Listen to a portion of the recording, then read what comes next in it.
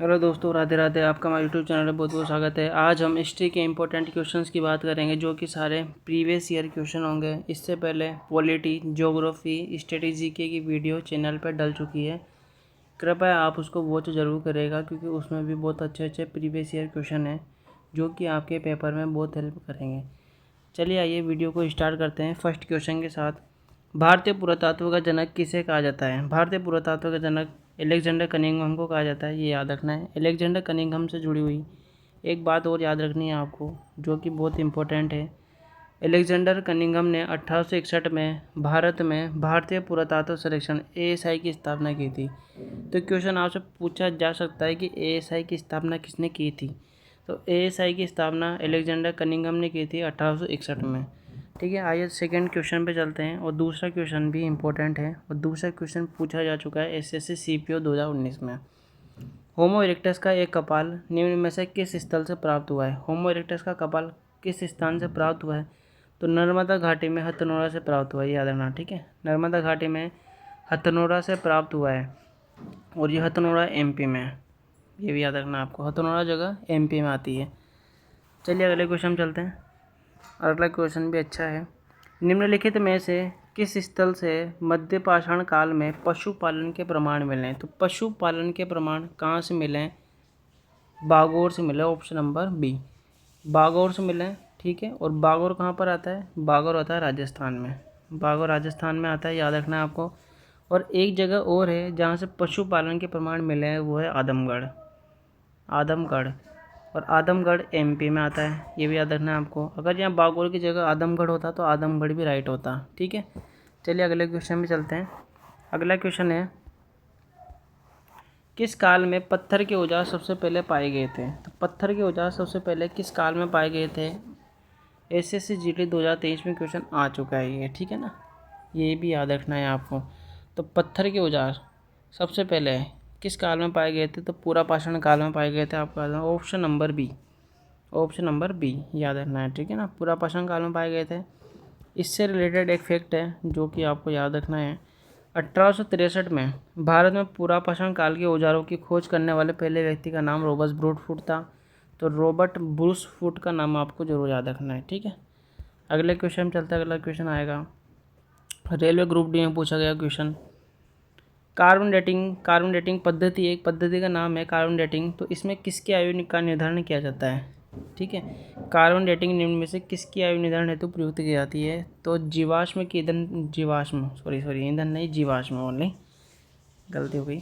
जीवाश्म की आयु पता लगाने के लिए कार्बन डेटिंग का प्रयोग किया जाता है। और आपसे क्वेश्चन पूछा जा सकता है, कार्बन डेटिंग की खोज विलार्ड लीबी ने की थी। ये भी याद रखना है आपको। कार्बन डेटिंग की खोज किसने की थी? विलार्ड लीबी ने की थी। ठीक है, चलिए अगले क्वेश्चन में चलते हैं। और अगला क्वेश्चन भी SSC CHSL 2019 में पूछा जा चुका है, याद रखना है। ठीक है, SSC CHSL 2019 में क्वेश्चन आ चुका है। बुर्ज होम नवपाषाण स्थल कहाँ पर स्थित है? ठीक है, बुर्ज होम नवपाषाण स्थल है, और कहाँ पर स्थित है ये बताना है आपको। तो बुर्ज होम नवपाषाण स्थल जम्मू कश्मीर में स्थित है, आपको याद रखना है। ठीक है ना, और बुर्ज होम से क्या मिला है? मानव कंकाल के साथ साथ कुत्ते का कंकाल भी बुर्ज होम से प्राप्त हुआ, ये भी याद रखना है आपको। मानव कंकाल के साथ कुत्ते का कंकाल भी बुर्ज होम से ही प्राप्त हुआ है। ठीक है, याद रखना है। चलिए अगले क्वेश्चन चलते हैं। और अगला क्वेश्चन इससे पहले वाले क्वेश्चन से रिलेट करता है। निम्न में से किस पुरातात्विक स्थल में गर्तावास के प्रमाण मिले हैं? अब गर्तावास के प्रमाण भी बुर्ज होम से ही मिले हैं। ठीक है, गर्तावास जो है वो भी बुर्ज होम से मिले हैं। और बुर्ज होम को पता है कहाँ पर स्थित है? जम्मू कश्मीर। जम्मू कश्मीर में बुर्ज होम। ठीक है, अब ये गर्तावास होते क्या है? गर्तावास दोस्तों गड्ढे होते हैं, और गड्ढे के अंदर जो घर बनाए जाते थे, बुर्ज होम में जो गड्ढे गड्ढे के अंदर जो घर बनाए जाते थे उनको गर्तावास कहते थे। ठीक है, ये भी याद रखना है आपको। SSC CPO 2019 में क्वेश्चन आ चुका है। चलिए अगले क्वेश्चन में चलते हैं। और अगला क्वेश्चन भी बहुत अच्छा क्वेश्चन है। अगला क्वेश्चन है DSSS में आया हुआ क्वेश्चन है, हड्डियों से निर्मित आभूषण भारत में मध्यपाषाण काल में कहाँ से प्राप्त हुए हैं? तो हड्डियों से निर्मित आभूषण कहाँ से प्राप्त हुए हैं? तो ये भी याद रखना है आपको, और ये बहुत अच्छा क्वेश्चन है, पूछा जाता है। महादाह से प्राप्त हुए हैं। ठीक है, ऑप्शन नंबर बी, महादाह से। ठीक है, और महादाह आपसे पूछा जा सकता है महादाह कहाँ पर है? तो महादाह UP में एक जिला है, प्रतापगढ़। तो प्रतापगढ़ में है महादाह। ठीक है ना, UP का जिला है यूपी का ही जिला है प्रतापगढ़, प्रतापगढ़ में आता है महादहा। ठीक है, याद रखना है आपको। अगला क्वेश्चन, और अगला क्वेश्चन आ चुका है एसएससी एमटीएस 2022 में भी आ चुका है और एसएससी एमटीएस 2023 में भी आ चुका है। ठीक है, तो इम्पोर्टेंट क्वेश्चन है, हड्डी की बनी मातृ देवी की प्रतिमा कहाँ से प्राप्त हुई है। ठीक है, हड्डी की बनी मातृ देवी की प्रतिमा बेलन घाटी यूपी से प्राप्त हुई है। ऑप्शन नंबर सी, बेलन घाटी यूपी। ठीक है, इंपॉर्टेंट क्वेश्चन है, आपको याद जरूर करना ही है, क्योंकि एसएससी एमटीएस 2022 में आ चुका है और 2023 में तो आने वाले पेपर में आने के पूरे चांस है क्वेश्चन के। ठीक है, अगले क्वेश्चन में चलते हैं और अगला क्वेश्चन आएगा हमारे सामने। आरआरबी एएलपी में पूछा गया क्वेश्चन है, बहुत अच्छा क्वेश्चन। मध्य पाषाणकालीन जो युगिन थे, ठीक है, जो मध्य पाषाणकालीन लोग थे, सबसे पहले किस जानवर को पालतू पशु बनाया था। तो आरआरबी एएलपी में एक सिंपल सा क्वेश्चन पूछा था, तो पालतू पशु कौन था, कुत्ते को बनाया था सबसे पहले जो कुत्ता था वो पालतू पशु बना था, आपको याद रखना है। ठीक है, नॉर्मल क्वेश्चन है, सबको याद रहता है। अगले क्वेश्चन चलते हैं, और हमारा जो अगला क्वेश्चन है वो एसएससी सीजीएल में पूछा जा चुका है, एसएससी सीएचएसएल में पूछा जा चुका है। ठीक है, प्राचीन काल में जो कम्मकार थे, कम्मकार शब्द का संबंध किससे था, कम्मकार शब्द का संबंध किससे था, बता सकते हैं आप। तो कम्मकार का शब्द का संबंध भूमिहीन खेतिहर मजदूरों से था। ठीक है ना, भूमिहीन खेतिहर मजदूरों से था, ये याद रखना है आपको।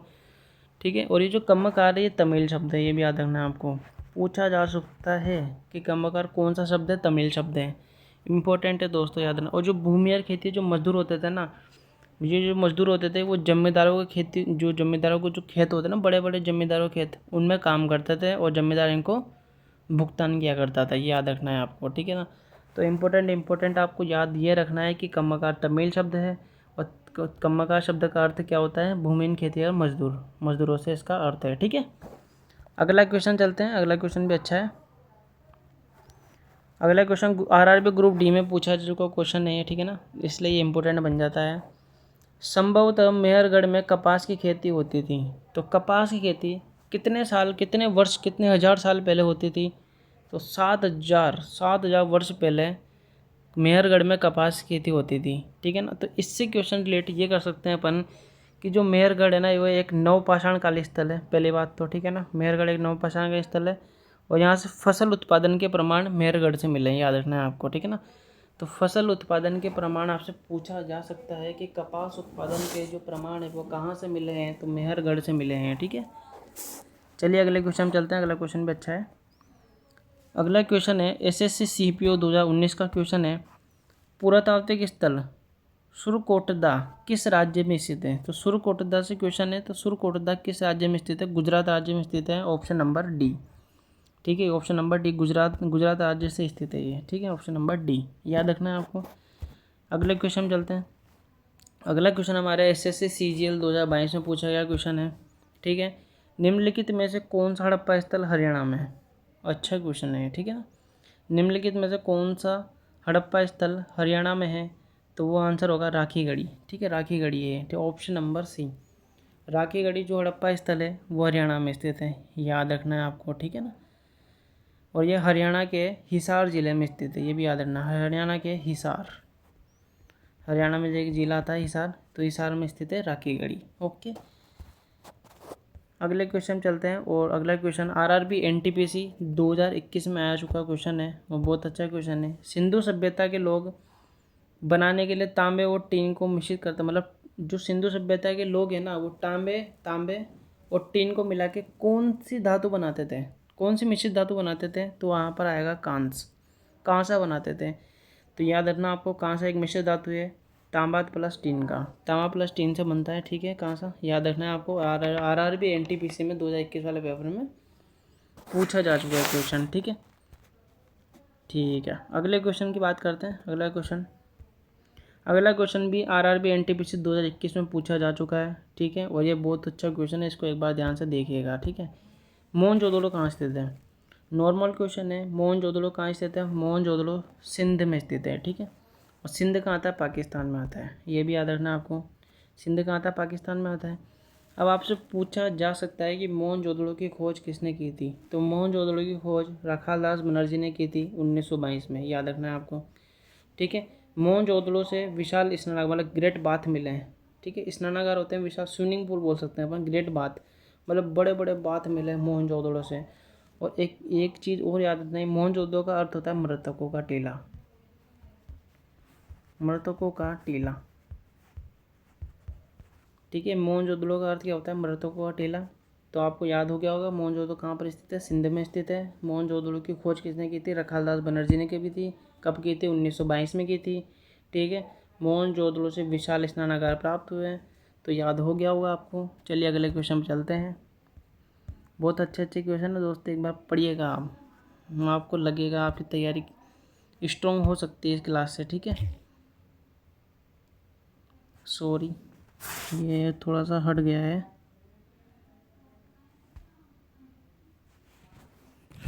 ठीक है दोस्तों, इसके लिए हम माफ़ी चाहते हैं आपसे, वो थोड़ा सा मिस्टेक हो गया था।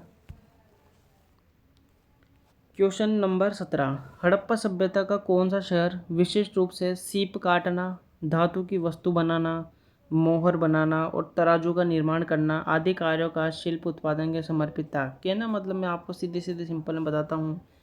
आपको हड़प्पा सभ्यता के शहर का नाम बताना है जिसमें सीप काटना, धातु की वस्तु बनाना और मोहर बनाना, तराजू का निर्माण करना, ये सारे साक्ष्य मिले हैं। तो कहाँ से मिले हैं आपको साक्ष्य, ये याद होना चाहिए। ठीक है ना, तो ये मिले हैं चन्हू दड़ों से। ठीक है, चन्हू दड़ों से मिले हैं, ऑप्शन नंबर डी याद रखना है। हड़प्पा सभ्यता का कौन सा शहर विशिष्ट रूप से सीप काटना, धातु की वस्तु बनाना, मोहर बनाना, तराजू का निर्माण करना आदि कार्यों के लिए, उत्पादन के लिए समर्पित था? तो चन्हू दड़ों से सब कुछ मिला हुआ है, ये याद रखना आपको।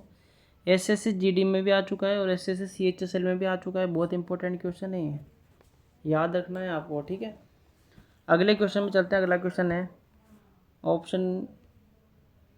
क्वेश्चन नंबर 18, माइक्रोलिथ का इस्तेमाल शुरुआती इंसानों द्वारा किया जाता था।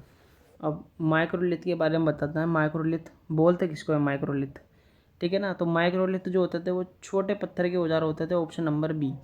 और देखिए पेपर देखिए आप, किसमें पूछा जा चुका है क्वेश्चन है, बीपीएससी में पूछा जा चुका है, राजस्थान पुलिस में पूछा जा चुका है, आने के पूरे पूरे चांस है। माइक्रोलिथ छोटे पत्थर के औजार होते थे जो कि 1 से 5 सेंटीमीटर होती है जिनकी लंबाई, इनकी लंबाई 1 से 5 सेंटीमीटर लंबे होते थे ये पत्थर, ये औजार होते थे जो है ना, छोटे पत्थर के औजार होते थे जिनको बोलते थे माइक्रोलिथ। ठीक है, अगले क्वेश्चन चलते हैं। इंपॉर्टेंट क्वेश्चन था वो पहला वाला। तो अगला क्वेश्चन है, निम्नलिखित में से प्राचीन भारत की कौन सी लिपि दाएं से बाएं लिखी जाती थी? तो खरोष्ट लिपि है। ठीक है, खरोष्ट लिपि, ऑप्शन नंबर सी। तो ये जो खरोष्टी लिपि, ये बीपीएससी 2019 में आया हुआ क्वेश्चन है, खरोष्टी। ठीक है, तो निम्नलिखित में कौन सी लिपि थी दाएं से बाएं लिखी जाती थी? दाएं से बाएं लिखी जाती थी, कौन सी लिपि है दाएं से बाएं लिखी जाती थी? खरोष्टी लिपि है। खरोष्टी लिपि के बारे में एक पॉइंट आपको याद रखना है, खरोष्टी लिपि को समझने और पढ़ने का श्रेय सबसे पहले जेम्स प्रिंसेस को जाता है। ये इम्पोर्टेंट है। ठीक है, ये इम्पोर्टेंट है, खरोष्टी लिपि को समझने और पढ़ने का श्रेय जेम्स प्रिंसेप को जाता है। ठीक है, चलिए अगला क्वेश्चन, और इस क्लास का एकदम लास्ट क्वेश्चन है। ठीक है, इसका पार्ट 2 भी जल्दी आएगा। तो सिंधु घाटी सभ्यता का जो बंदरगाह किस शहर में, मतलब कहना मतलब ये है कि सिंधु घाटी सभ्यता का जो बंदरगाह शहर निम्न में से कौन सा था? जैसे सिंधु घाटी के जो लोग थे, सभ्यता के लोग थे, वो व्यापार भी करते थे, तो सिंधु घाटी सभ्यता का जो बंदरगाह था वो कौन सा था? कोई बता सकता है? तो सिंधु घाटी सभ्यता का बंदरगाह शहर लोथल था। ठीक है, याद रखना लोथल हो जाएगा, याद लोथल। ठीक है, ठीक है। चलो दोस्तों, आज की वीडियो में सिर्फ इतना ही, और आज हमने बहुत ही अच्छे अच्छे क्वेश्चंस की बात की है। आशा करता हूँ कि आपको वीडियो बहुत अच्छी लगी होगी। अगर वीडियो अच्छी लगी हो तो चैनल को सब्सक्राइब और वीडियो को लाइक ज़रूर कीजिएगा, और ऐसे ही आपका सपोर्ट बनाए रखना ताकि मैं अच्छे अच्छे क्वेश्चन आपके सामने ला सकूँ और आपकी तैयारी बेहतरीन हो सके। ठीक है, आज की वीडियो में सिर्फ इतना ही, धन्यवाद। और जी हाँ दोस्तों, इसका पार्ट 2, पार्ट 3, पार्ट 4 भी आता रहेगा। पार्ट 2 कमिंग है इसका। ठीक है, इसका पार्ट 2 कल आ जाएगा। ओके, चलिए दोस्तों, आज की वीडियो में सिर्फ इतना ही, धन्यवाद।